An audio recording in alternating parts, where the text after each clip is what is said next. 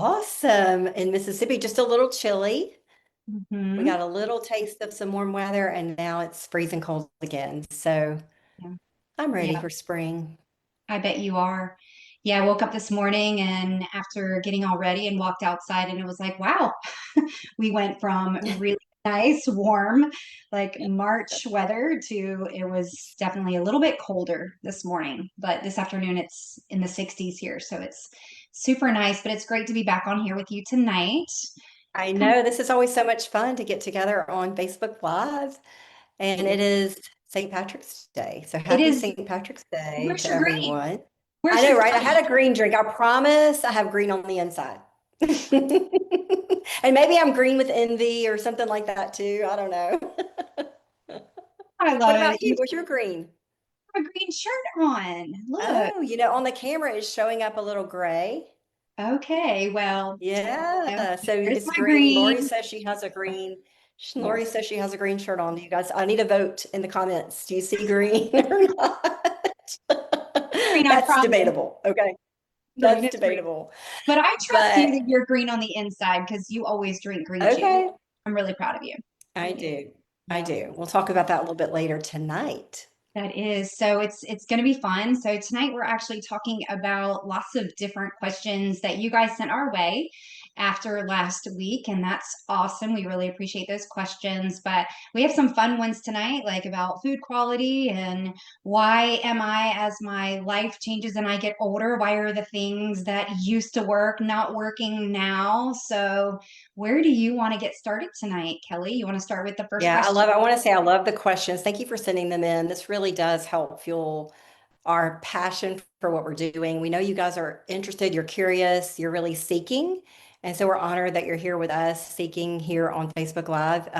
Just remember, we are nurse practitioners, but we may not be your nurse practitioner.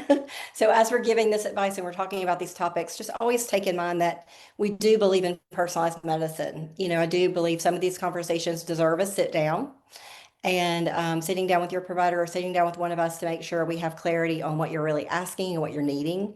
But we're going to do our best to answer these questions tonight. They're really, really good questions. And I'll say that, when I started thinking about this topic, perimenopause, transition in life, and trying to understand through the lens of nutrition, like what is best, right? So I think about menopause or perimenopause as the great remodeling. The great remodeling. And I think if we frame it like that, things go really well because if you wait until menopause, then it's like, do we need to just tear the house down? Sometimes that's the way we feel. So if we approach it as like we're remodeling every month, every quarter, every year, and do some gentle work along the way, then menopause doesn't feel so daunting. What would you say about that, Lori? Do you like my analogy? I do. I love is it called metaphors, right? So, and just things that you actually are explaining that people can envision. It really is a period of time in which if we really embrace it, it's an opportunity to refine. It doesn't have to redefine. It just is, it's a period of being able to refine. And I think embracing that is just part of the journey. I think sometimes we just get so frustrated, like, why is it all changed? And we start kind of being really critical rather than embracing it with an opportunity to look at things differently. So, yeah, no, I love your analogies. You always have some really good analogies. I love it. Okay, good. I do. I So do. where do we start, Lori? I think we Yeah. should start with the question about why do things change? Why do the things that worked in our 20s and our 30s, all of a sudden those same strategies stop working? I sat with a 40-year-old today. She's 42. And she was like, everything was great until I hit 40. And it's like all of her symptoms that she listed today started happening after 40. Yeah. So it is a great remodel. So Hmm. why does food quality matter after Yeah. 40? Why could we eat dirt in our 30s and look smoking hot and sugar, right?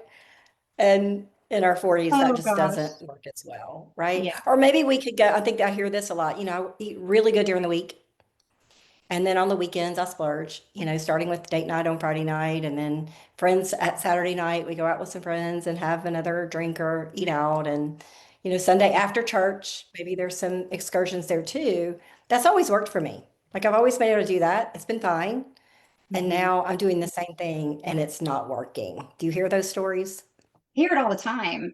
We used to be able, in fact, if you read a lot of the books or a lot of the diet things that were very popular in maybe the early 2000s, it was, have your cheat day, right? It was like approved to have a Yeah. cheat day, right? And we got away with that maybe in our 30s and maybe in our early 40s.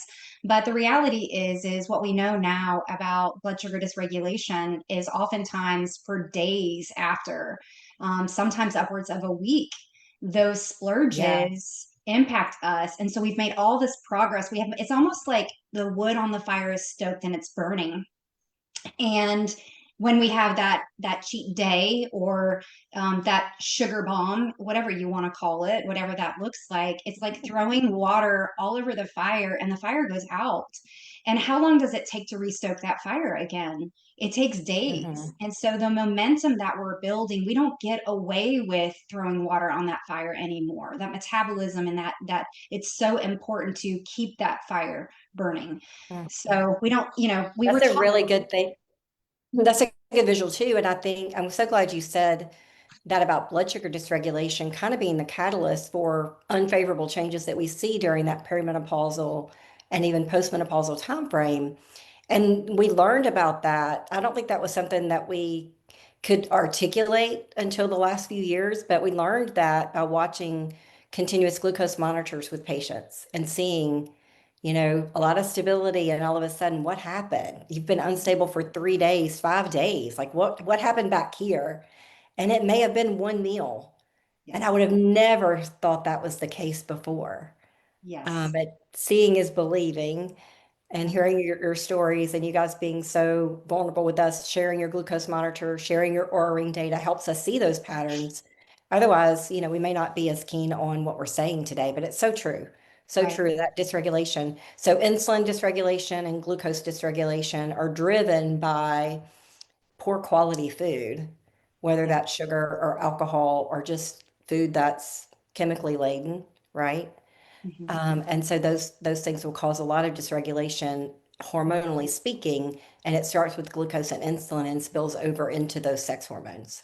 Yeah. I think another thing we have to think about is that when we travel or our lifestyles are such that we're not sleeping as well, we just don't get away with things the way we used to. I mean, heck, we could stay up till 2 or 3 o'clock in the morning, right? And maybe it was, Right. the next day possibly that we rebounded. But the reality is unfortunately, um, lack of sleep is a major disruptor of metabolism as a whole. And we see that, like you said, I'm so glad that people share their aura data, because now that we Yeah. have the ability to do CGM monitoring as well as aura, you can see where there's that cumulative loss of sleep and then just the baseline blood sugars raise, just their That's baseline raise, right. right? Mhm. And then there becomes more irritability, meaning that that one maybe sweet potato, I'll list that because that's a common food that people do like, and it is a healthier, it's very nutrient dense, but it also has quite a bit of carbohydrates.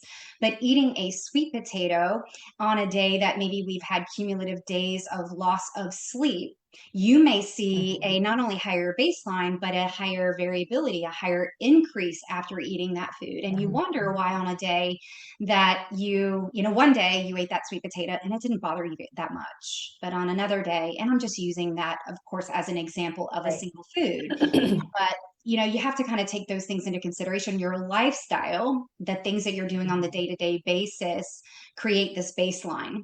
And when you Yes. are run down and you're not getting sleep or you're not poorly hydrated or you're overtraining or you fill in the blank, anything that wears that body down, your Mhm. sensitivity to blood sugar is going to be greater and you store fat. I mean, fat is like this comfy little blanket when we're inflamed, and your body doesn't want to get rid of fat, unfortunately, in those situations. Yeah. So food quality does matter. Even when we're traveling and not sleeping well, it's even more so important and it's harder to pull off, right? It's harder to Mhm. pull off when we're traveling. Mhm. But it is worth the effort in figuring out like what are nutrient dense foods that you can go pull from to help Mhm. support hormone balance, because supporting glucose and insulin supports your sex hormones, Mhm. right? So, so important. Oftentimes that gets missed. You get just prescribed hormones. Let's just give you hormones. But if we're not working on the drivers of dysregulation, we're just possibly adding more fuel to an unhealthy situation.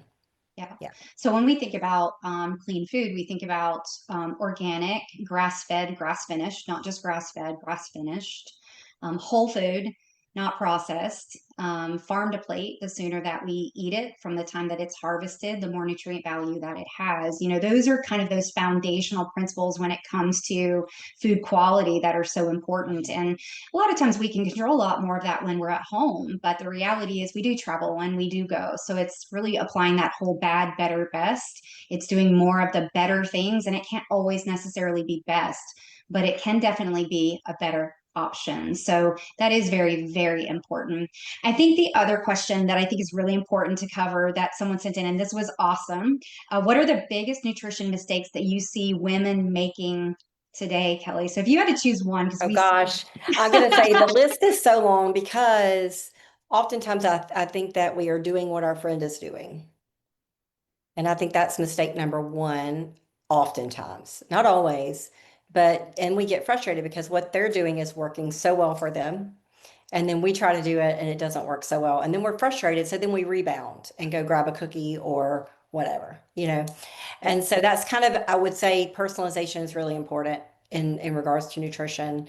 The other thing I see is fasting. And I had an interesting conversation with a patient today. Her husband does 1 meal a day, and was talking to her about fasting. You know, why don't you do fasting, right?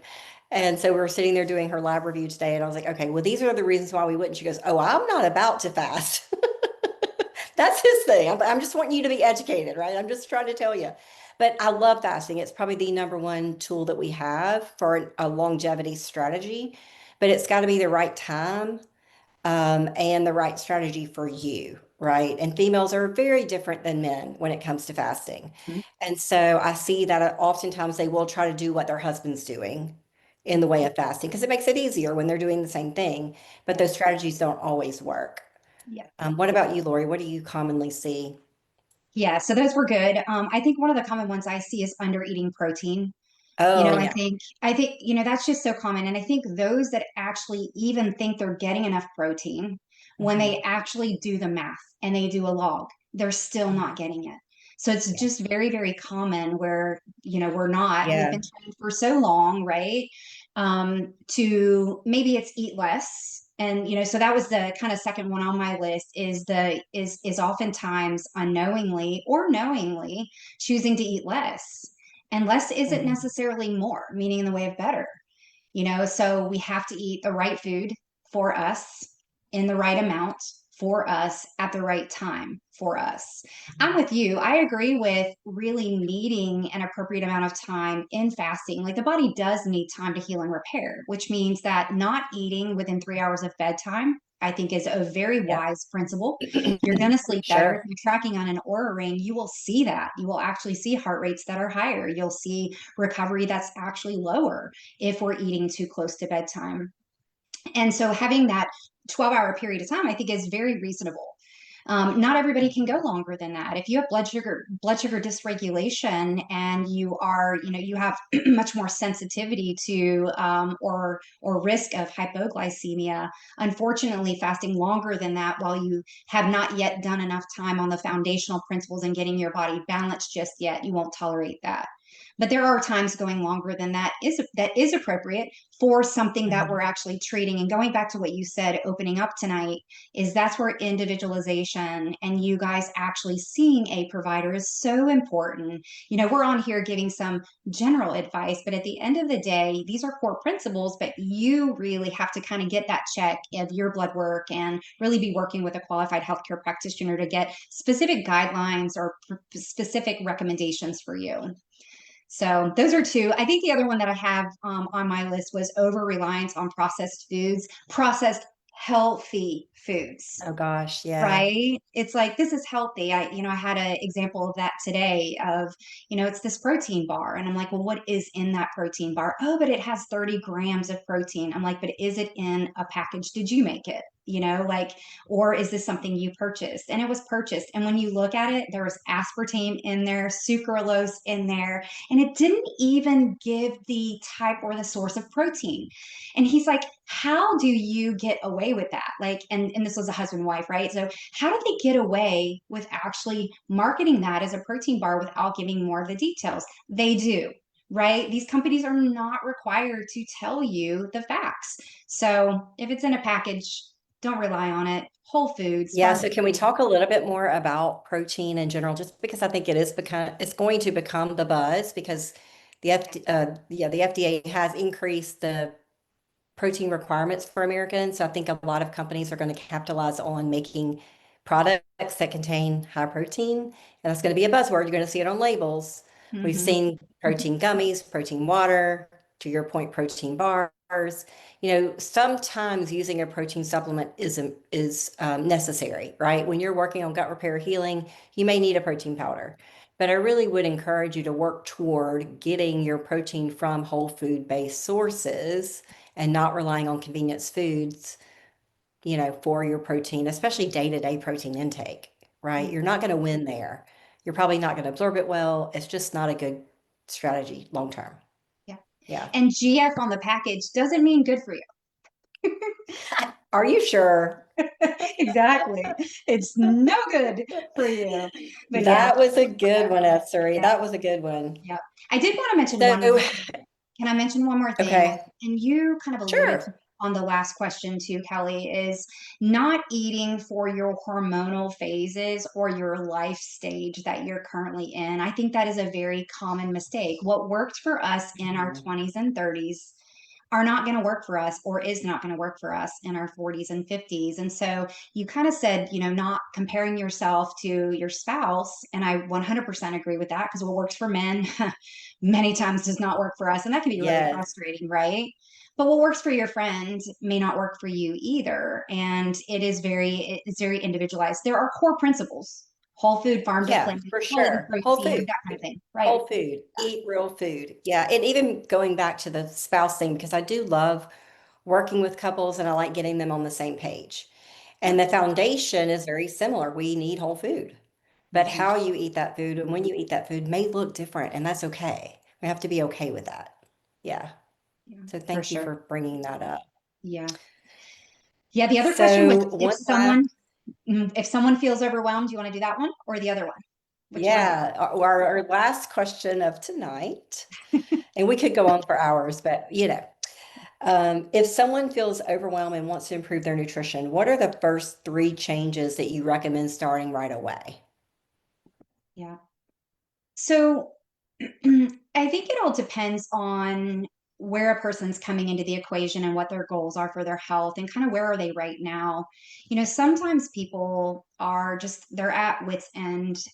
They're sick, very low energy. They have very minimal time and energy to put something together. And sometimes you just gotta start with the honestly the basics, right? Mhm. Just keep the main thing. And honestly, I would start with water. I was I going to say that. You stole mine. But it's yeah, so true. How yeah, many people do we see walking around feeling terrible and they're eating well, but they still feel terrible, and it's because they're not hydrating and they yeah, think they're eating well, right? They are getting the protein in, they're paying attention to things, but they're not hydrating well. They forget to drink water. So I yeah. was going to start with that one too. I love that. Yeah.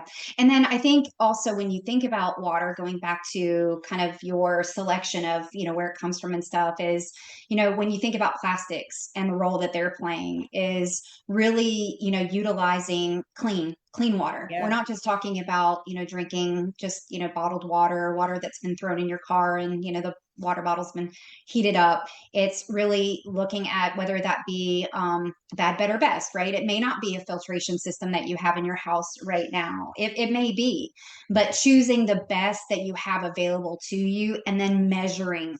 You Yeah. cannot manage what you don't measure. A lot of people carry a water bottle around all day long and don't I drink it. don't drink it. Yeah. So I was going to say too that we need to really talk for a minute about why hydration is important for hormone balance. Because Yeah. they're probably like, what we're talking about hormone balance. Why are we talking about hydration? But when you're dehydrated, even a little functionally dehydrated, right? Not dehydrated to the point where you need an IV, but walking around functionally dehydrated, that's itself a stress response. So it's tapping into abnormal cortisol production. It will affect insulin, it'll affect glucose, and it'll affect your sex hormones too.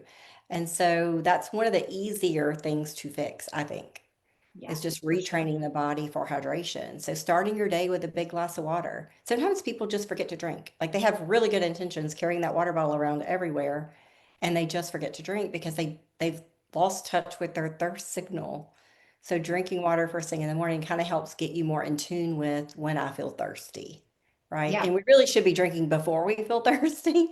We shouldn't really wait until we're thirsty to drink, but we definitely need to be focused on hydration. Yeah.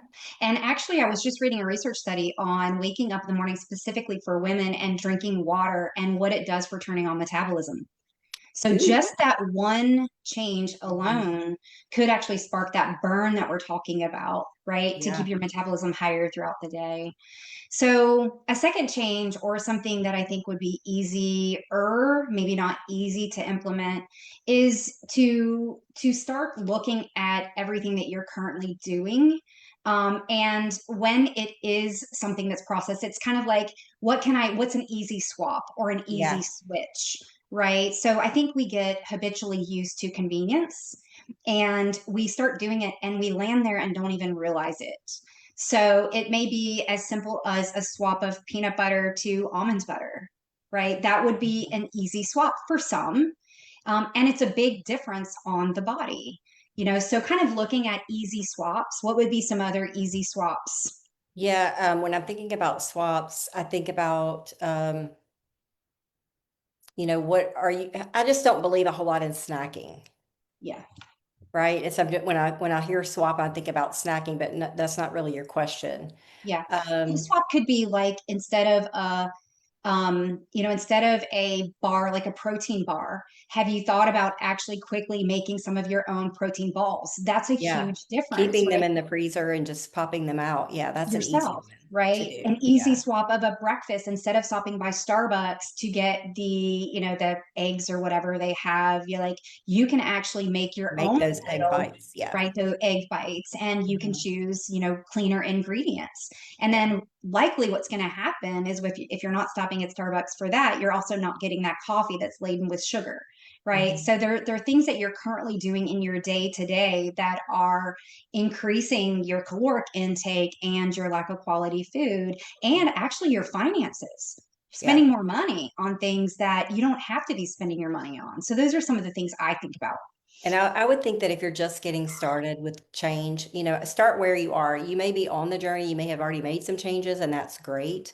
Think about, okay, what am I doing well and what could I be doing better? Like, what is an area I need some support in or some ideas around? I do think there's huge value in just kind of watching yourself for 3 days. What are my go-tos when I go to for a snack? Am I hungry or am I thirsty or am I just bored or tired? Trying to figure out yourself, what am I doing? Do I have what I need for meal prepping? And then if I don't, am I just going to the pantry and grabbing whatever I can grab because I'm so hungry? Paying attention to those things will allow you to fix the upstream problem so that you don't have the downstream problems. So kind Mhm. of figuring out like what could I be doing to make my life easier and make my nutrition more impactful. Hormones need good quality minerals and enzymes to work properly. And if we're not properly fueled, that doesn't happen. And so you'll be constantly frustrated with your hormones if we don't get a handle on that one thing, which is your nutrition status. Yeah. And when we think about food as foundational, I think one of the things that you and I have talked a lot about in our clinics is we're not just the place to come to get hormone therapies dispensed. We're a place to Right. come that can help you get hormones rebalanced. And because we're talking about food as foundation tonight, this is why we're talking about that. Because if food isn't right, and it's not about being perfect, but if it's not right, if the foundation's not set, it not only puts you at greater risk for problems, you're not going to get the outcomes, and you'll be really, really frustrated that what should be working isn't working. And so that foundation of what you eat, what you drink, how you sleep, how you move or not, sedentary lifestyles here, And Yes. then how you think, right? It's that positive That attitude, mindset. that mindset Yeah. piece are just so critical to overall hormone balance, but just the joys of life, honestly, Yeah. you know? Mhm. So keep food foundational. Keep your mindset positive. Definitely move your body. Make some swaps this week. We hope to hear back from everyone on Yeah, I want to what. hear in the comments what you're swapping. I want to hear what you're starting with, right? What your goal is. I think just giving us feedback. We'll be back on together Mhm. soon with another topic for April. In April, we're talking all about stress and sleep, which are really, really important foundational principles. So we'll be joining again in a few weeks to talk more.